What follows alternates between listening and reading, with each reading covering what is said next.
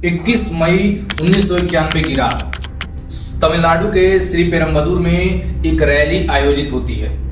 Rally को संबोधित करने भारत के पूर्व प्रधानमंत्री राजीव गांधी पहुंचते हैं और एक आत्मघाती हमले में हमेशा के लिए खामोश हो जाते हैं। Former Indian Prime Minister Rajiv Gandhi was assassinated. अब सवाल ये, क्या ये एक सोची समझी साजिश थी या बदले करवट? दरअसल 1948 में मिले आजादी के बाद श्रीलंका दो गुटों में विभाजित हो गया था। एक थे सिंगलीज और एक इंडियन तमिल्स। इंडियन तमिल्स को अपना अधिकार नहीं मिल रहा था और ये अधिकार दिलाने के लिए एक संगठन आयोजित हुआ था जिसका प्रमुख था वेलुपिल्लई प्रभाकरन और इसका नाम था LTTE। LTTE और श्रीलंका के बीच चल रहे संघर्ष में भारतीय सरकार ने 1987 में इंडियन पीस कीपिंग फोर्स को LTTE से लड़ने के लिए श्रीलंका भेज दिया। राजीव गांधी 1989 तक भारत के प्रधानमंत्री रहते हैं। उनके हटने के बाद VP सिंह द्वारा 1990 में भारतीय सेना को भारत में वापस उतार दिया जाता है।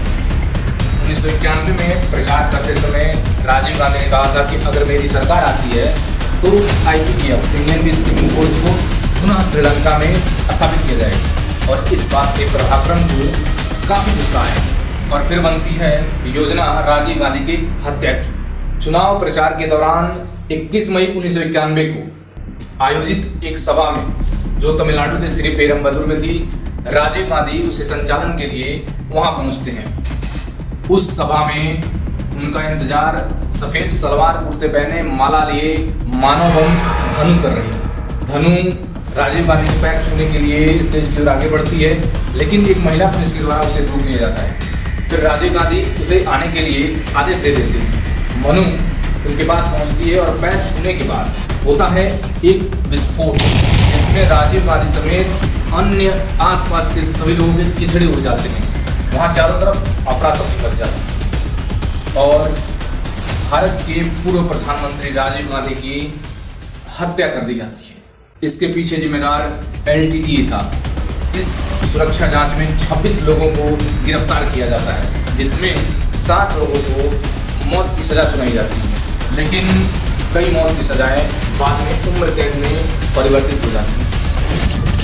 आगे आप किस महान हस्ती के सस्पेंस मौत के बारे में जानना चाहेंगे? कमेंट में जरूर बताएं।